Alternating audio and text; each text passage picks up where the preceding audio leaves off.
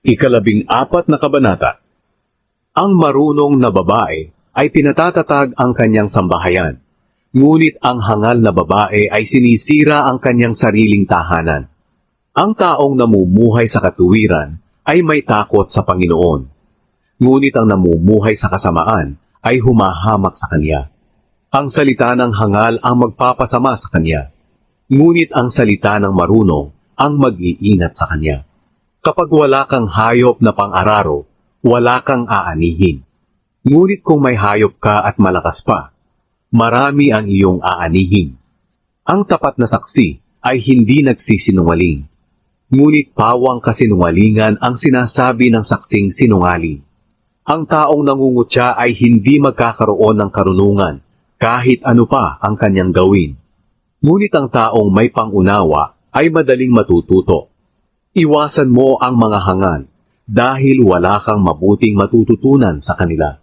Ang karunungan ng taong marunong umunawa kung ano ang tama at mali ang nagbibigay sa kanya ng kaalaman kung ano ang kanyang gagawin. Ngunit ang kahangalan ng taong hangal ang magliligaw sa kanya. Baliwala sa mga hangal ang makagawa ng kasalanan.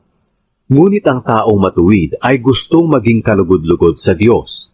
Ikaw lamang ang nakakaalam ng iyong kabiguan at kagalakan. Mawawasak ang tahanan ng taong masama, ngunit uunlad ang tahanan ng taong matuwid. Maaaring sa tingin mo ang daang tinatahak mo ay matuwid, ngunit kamatayan pala ang dulo nito. Maaaring maitago ang kalungkutan sa pamamagitan ng pagtawa, ngunit pagkatapos ng kasiyahan, nariyan pa rin ang kalungkutan. Ang tao ay tatanggap ng nararapat sa kanya kung ano ang ginawa niya, mabuti man o masama.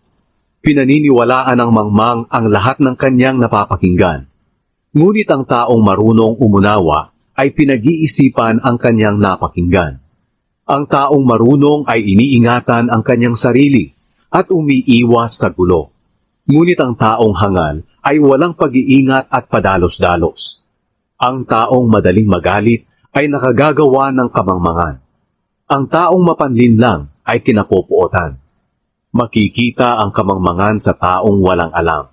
Ngunit makikita ang karunungan sa taong nakakaunawa kung ano ang mabuti at masama.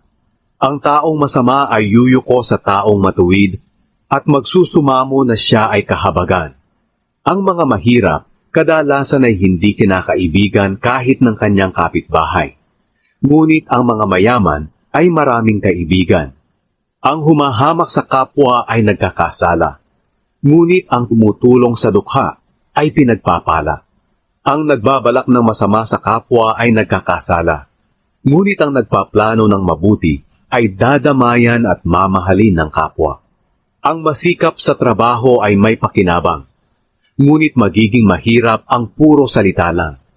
Ang karangalan ng taong marunong ay ang kanyang kayamanan, ngunit ang hangal ay lalo pang madadagdagan ang kahangalan. Ang tapat na saksi ay nagliligtas ng buhay, ngunit taksil ang saksing sinungaling.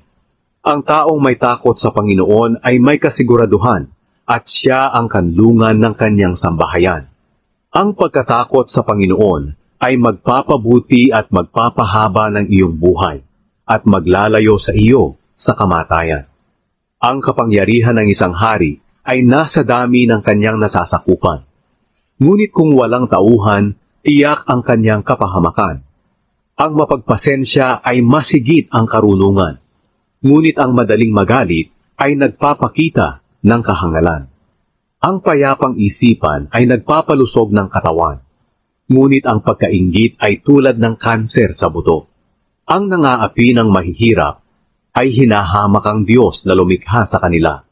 Ngunit ang nahahabag sa mahihirap ay pinararangalan ang Diyos. Mapapahamak ang masama dahil sa kanyang masamang gawain. Ngunit ang mga matuwid ay iingatan dahil sa kanilang pagkamakadiyos.